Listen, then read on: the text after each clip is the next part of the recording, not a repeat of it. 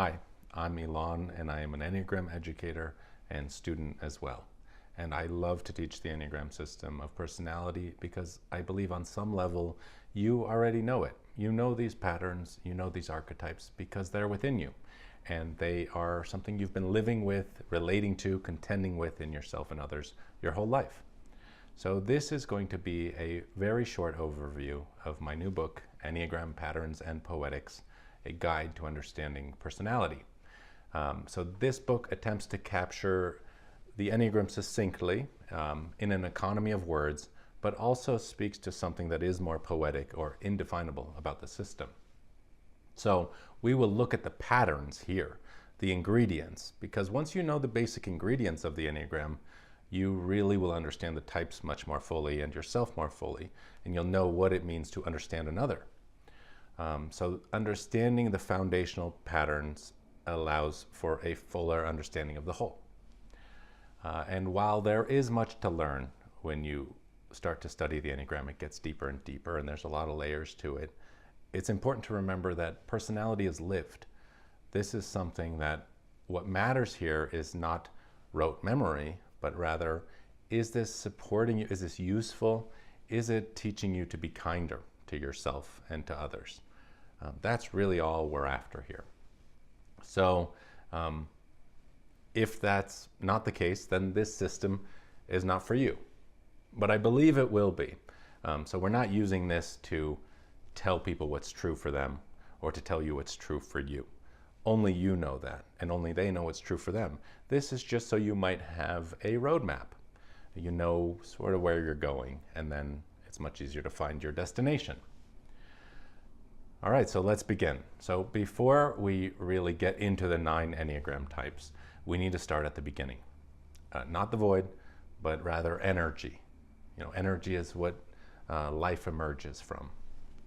And energy is what is fueling our instincts. So underneath Enneagram types are what some people call subtypes, that's what's in the app, or our instinctual strategies. And instinct is essentially the way we are exchanging energy. My teacher used to say that if you know your Enneagram type, you know your first name. But knowing your subtype or your instinctual type is like knowing your last name. So this will always be foundational and fundamental. And in the book, you'll see this pink color is going to be underneath or at the backdrop of the Enneagram throughout, because that's the symbol of that's always underneath. So there are 3 instincts or 3 energy exchanges. These are between the self and form, and the self and the group, and self and other. It's important to note that whatever we give energy to, and this will make more sense soon, we also receive energy from. So let's start with the first energy exchange between self and form. So form is basically a way of referring to anything that is around us, the resources that we use to protect and nourish the self. Food is form, shelter, money. Basically, this aim of this energy is going to be preservation. How do I preserve the self? So in EnneaApp, you'll see this called self-preservation. It's about the maintenance and preserving of the systems that take care of you and your body. The next energy exchange is going to be between self and other. In EnneaApp, this is called sexual, the sexual instinct. But it's about much more than just libido. In the way it manifests can be however there's an exchange between 2. So it's sometimes called one-to-one as well. And so it's this direct, intense, high-charged energy. And the aim of this energy is going to be generation.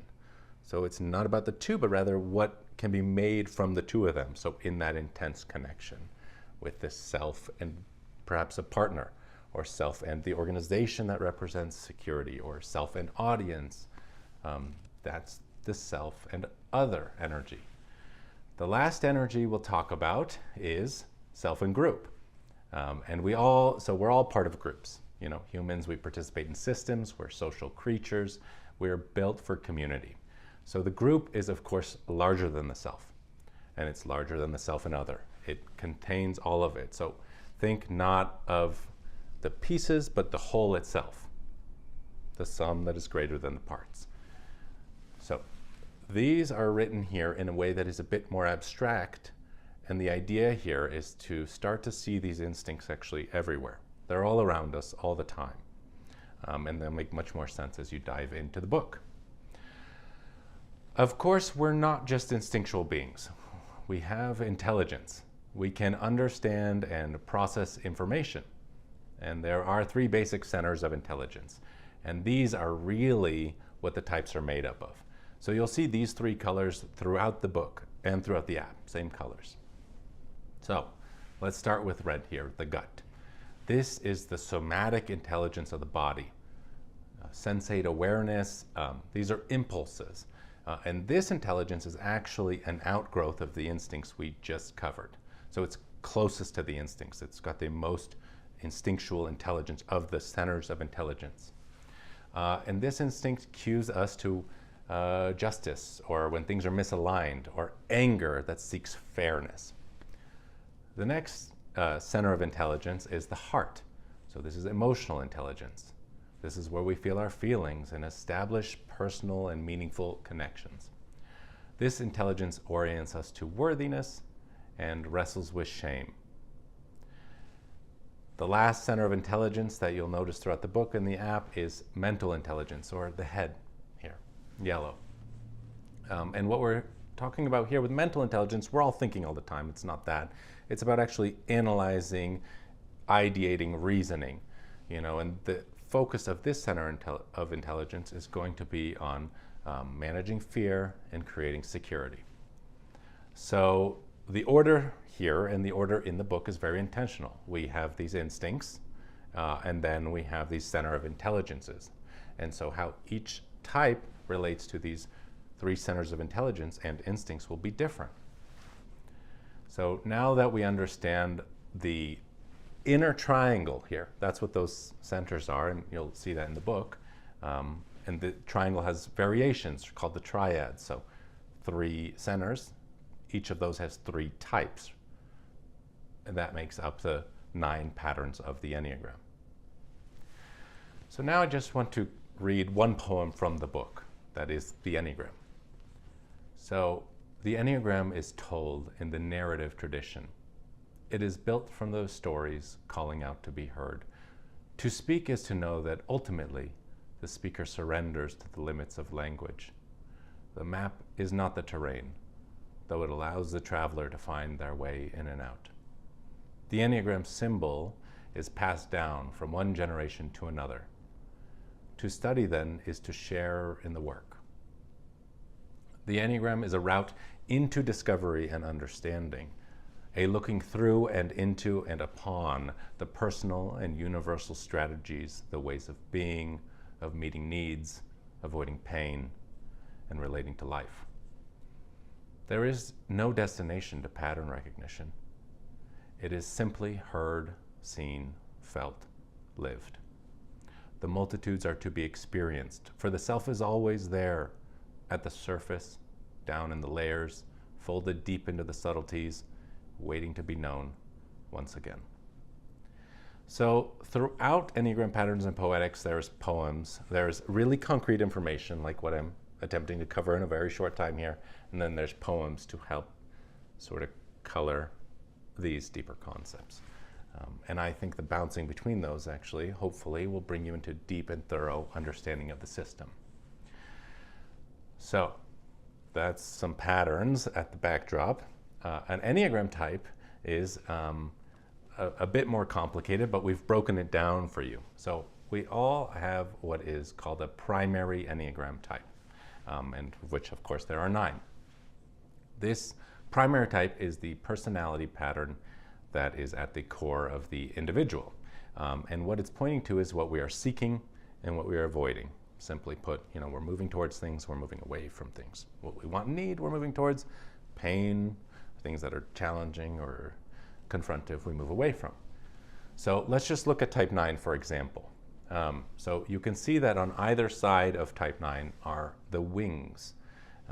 And on the circumference of the Enneagram, there's always going to be 2 adjacent types to whatever type, because those are the wings. So we have both wings, but one is typically dominant. We typically favor one or the other. So those are the wings. All of these things, by the way, could be a whole class in themselves. So this is just a primer. And next you'll see that each Enneagram type will have 2 lines coming from it, just like type 9 here has. And these are called different things by different Enneagram teachers. In the book here, we're calling it the support point, which is the type that we are getting support from when our primary type or our core type needs reinforcement. In EnneaApp, it has been called stress point. It's called disintegration point. It's called a number of different things. But the labels don't really matter when you learn the Enneagram. The concept and actually the felt experience matters more. And then the other line, which is what we can open to when we're more integrated or more balanced, or what we're calling in the book your open point. In EnneaApp, it was called heart point, but we've synthesized those two for easy reference. So your open point is your other line. And both of those lines are actually there to kind of help you and make you more well-rounded. So the Enneagram system of personality has a lot to it. But if you want to understand those patterns connected to each type and the patterns underneath each type, please check out the book, which is available ebook or in print, and audiobook coming soon. You can visit EnneagramPoetics.com or check out Poetics on social media. EnneaApp, you'll notice there's a free version of it, which a lot of you have found through this video, and it has brief descriptions of the type. It has a free Enneagram test and a little more on each. And then there's a full version, which is $2.99, which you can get by paying, or you can share on social media and get it for free. And really, the Enneagram's been shared with me, and the Enneagram community shares. So I always believe that there should be a sharing option there because I want to share this. If you have the full version, go into Anytype's page by touching that on the home screen. And then at the bottom of that, you'll notice a More button. And in there, you'll notice tabs with a lot of information on each type. So that has been a bit of an overview of how we teach and share the Enneagram. Thank you for watching.